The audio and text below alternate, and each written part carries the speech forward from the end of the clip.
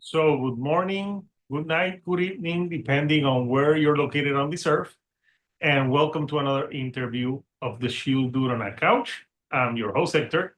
And today I have a member from the band God Alone.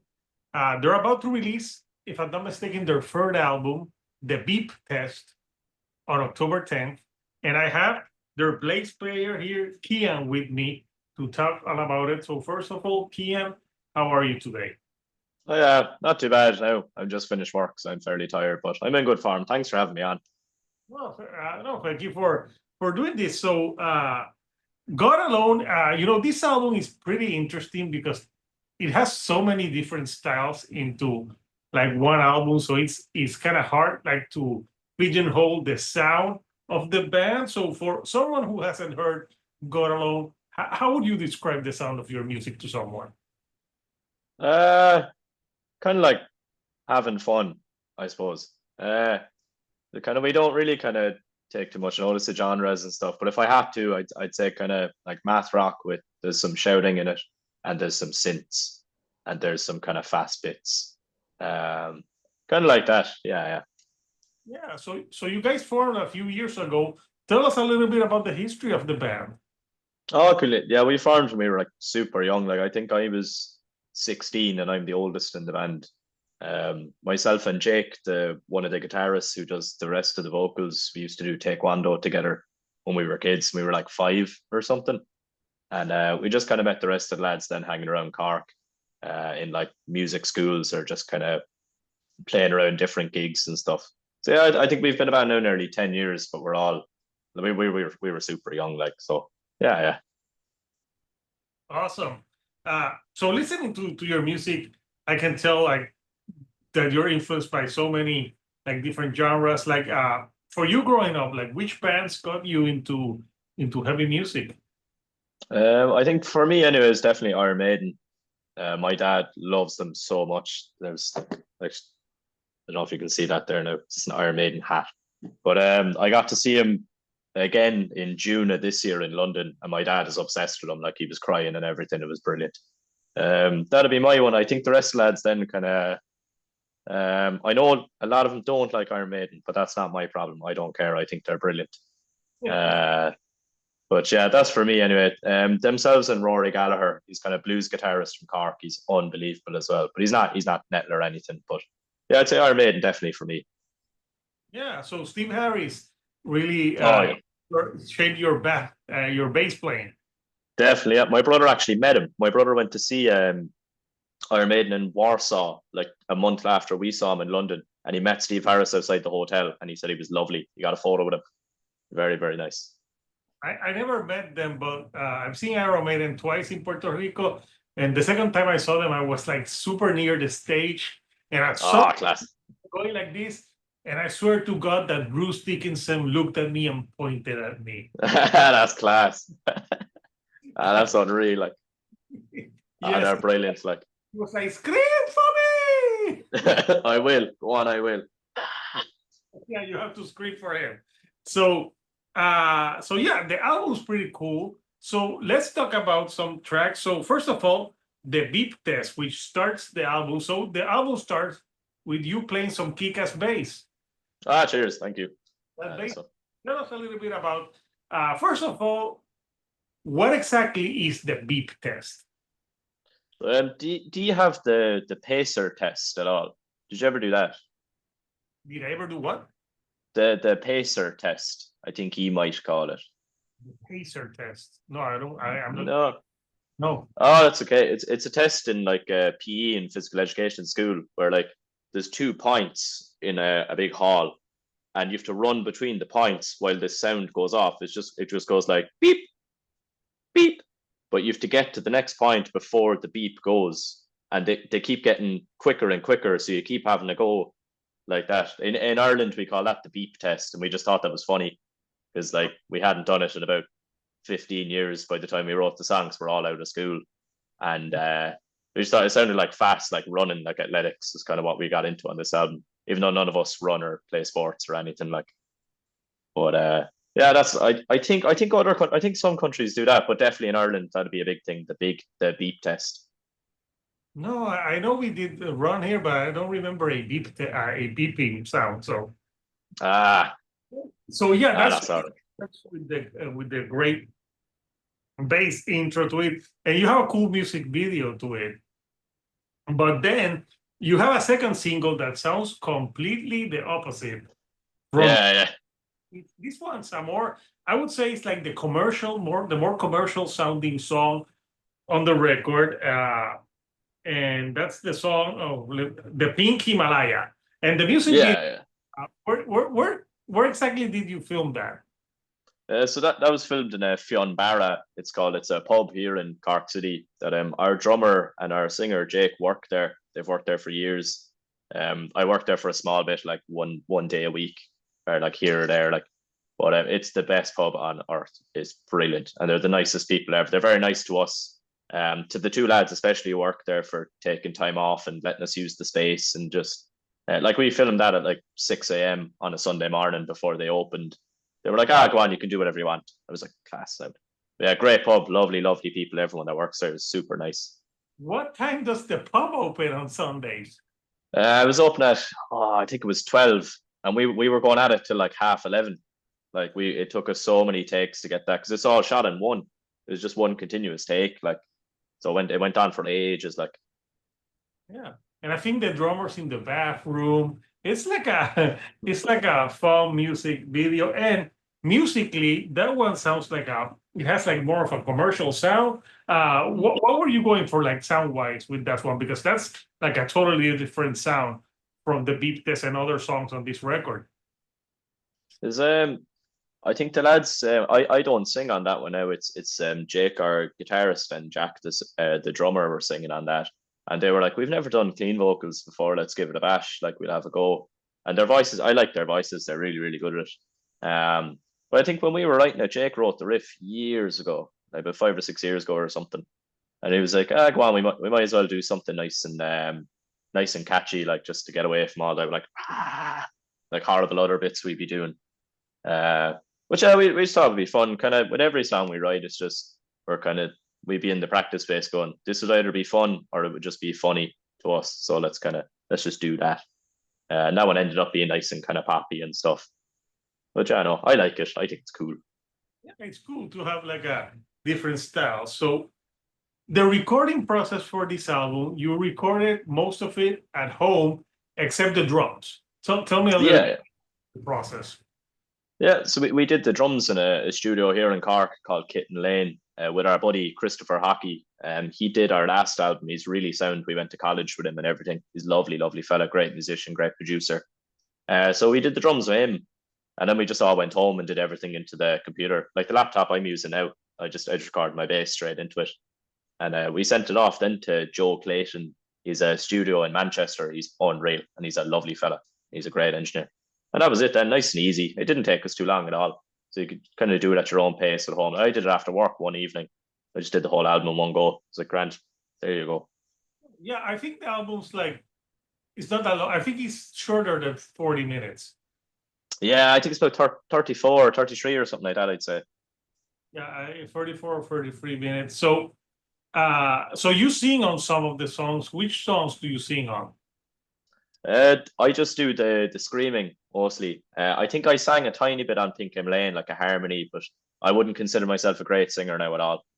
Uh, but our drummer and guitarist sang most of the songs. Then like there's one song on the album that our drummer sings like the full verse and the chorus and everything. He's a lovely voice. He sounds like Tom York from Radiohead. Like who would have thought that? Like, do you know? But Yeah. they've really nice voices now. They're good lads. Just as long as he doesn't look like Tom York. No, I'm kidding. Oh yeah, oh, he's way better looking, and he's way more money. You said it. I didn't say it. I didn't say it.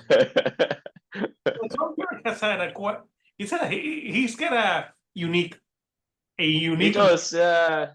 Now you He imagine. did. Now I say this, and sometime in the future I have to interview Tom York. I said you look weird. What was the story with that?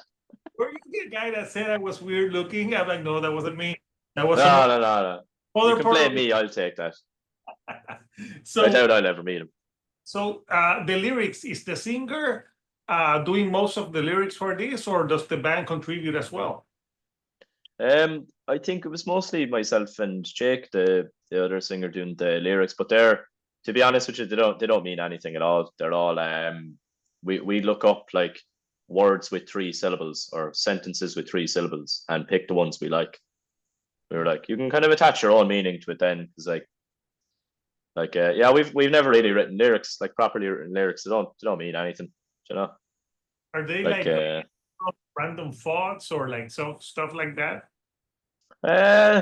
not really. Like they're genuine. I'd say like we kind of come up with patterns for the rhythms. Like if we go, all right, we'll do a triplet here, or we need something to fill this space. Like another instrument is the way we'd be thinking about it. And then we'd look up like sentence with 6 syllables and then just pick one that sounds kind of cool. And then we just do that then. Or else like you can go to any random page in a book, skip halfway down a paragraph and pick out anything. We've probably used something like that before. Like it means nothing. You can put your own meaning on it if you want, but to us it doesn't really mean anything. We just kind of use vocals as like another instrument on top of the guitars and stuff. Yeah. Well, that's good to know. I was gonna ask you about on the record, but it's that important. We just like make maybe like you put words that can sound good with the instrumentation. Yeah, that's it exactly. We're like the Talking Heads. Make it sound good. So right now, do you have a favorite song from the record that you like to play? I really like the Beat Test. I really like the first thing. Playing that live is very fun because there's like the nice heavy bit at the end, and Jake does a big guitar solo that's really funny. What else is there now? We haven't played much of them live yet. Now, like we finished the tour there about 2 weeks ago, and we played the Beat Test and we played Pink Himalayan, and we played another song off the album Blues in E. That was very fun as well.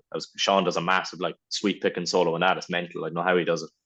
We'll just be watching him and he's going like that. It's very, very cool. I don't know how he does it. But I'd say the 3 of them probably be my favorites. They're very fun. Yeah. How was the crowd reaction to the new songs? Very, very positive. No, I was very happy with it. Like we were on first for the tour. We were supporting and so I watched it from afar with this band Waldo's Gift as well. And they're both unreal. They're class.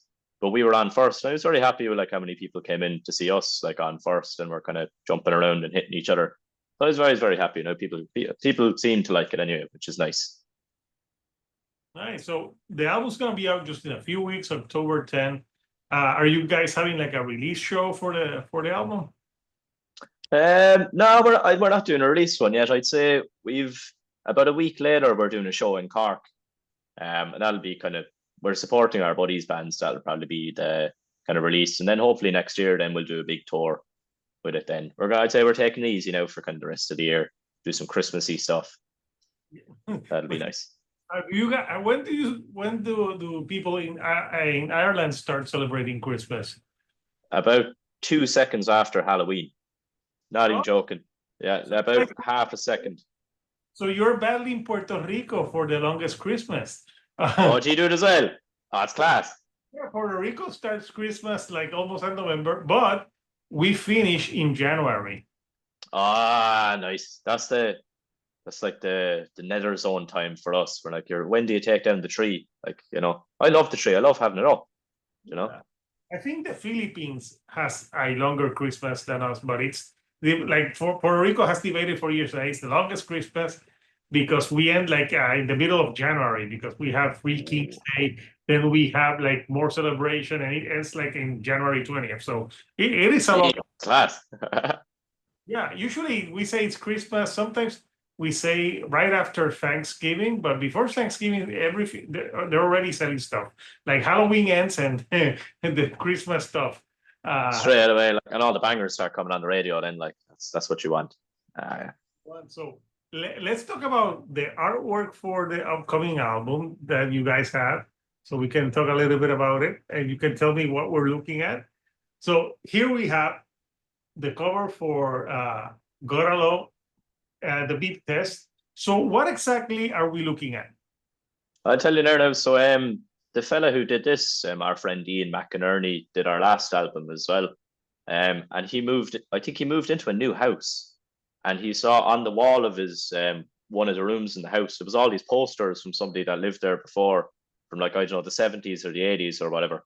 And it was all like posters upon posters upon posters of like movies and like gig posters, flyers, anything that you kind of put on the wall.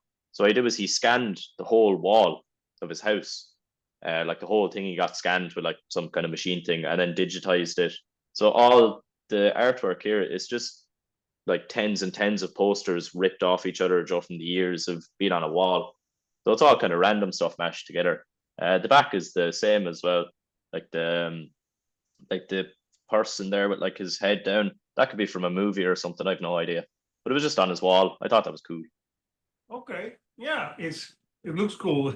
I'm like exactly what we're looking at here, but it goes a lot with the music. So so where can people pre-order who want to pre-order the record? Where can they pre-order that? I think it'll be on Monarch and Prosthetics website, and it'll be on our Bandcamp as well. I think, and we have all over our like link tree and all that kind of crack. I'll post the link for people who want to get vinyl, CDs, anything like that, and they can follow you on the socials so they know when you guys are gonna be playing shows. Oh, cheers! Thanks very much. Yeah.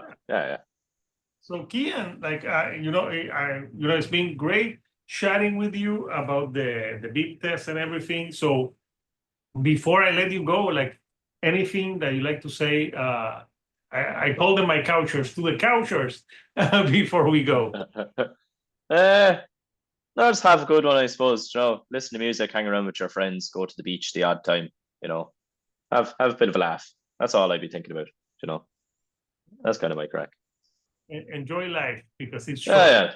This is it. Yeah. And in the wrong company, it can be a lot shorter. You know, so that's the crack is good. Yeah. That is very true. So Kian, I want to thank you for taking some time to chat with me from Ireland here to Puerto Rico. So we have we have stuff in common with Ireland and Puerto Rico. We celebrate Christmas early. Yeah, right. Both countries like to drink a lot. so there used to be some awesome Irish pubs here in Puerto Rico. Like, yeah? Yeah, there was one that I went to growing up. It was called Shannon's Pub. Nice. I think they were Irish, but they closed because unfortunately, you know what they did? they knew they were popular, so they made you stand in line for an hour. And you think when you're standing in line for an hour, what do you think, Kian? Oh, the place must be packed. It has to be, yeah. It was empty in there, was it? Then you enter and there's like 5 people, and I'm like, why the fuck did you have me outside for an hour? I'm like, oh. So that's ridiculous. Like they're closed now. So you know what? It happened to them for being snobs. the bars are for normal people. Leave them in. Like that's cheeky. Like why are you keeping someone an hour just to go like enter a pub? So yeah, hopefully in Ireland they don't do that stuff. Oh no, geez, you'd be murdered if you tried to do that here. Not a hope. Genuinely. So no, don't put that in Ireland. Christ, no. So Kia, I hope you have a great rest of your day, and hopefully cheers. Thanks very much, Hector. Nice one. People can get into God Alone. So Couchers, God Alone, the beep test out October the 10th. I'll post the link for people who want to pre-order. So until next time, Couchers, this is Hector, the Shield Dude on a couch, and I'll see you all right here on the couch. Thank you and goodbye.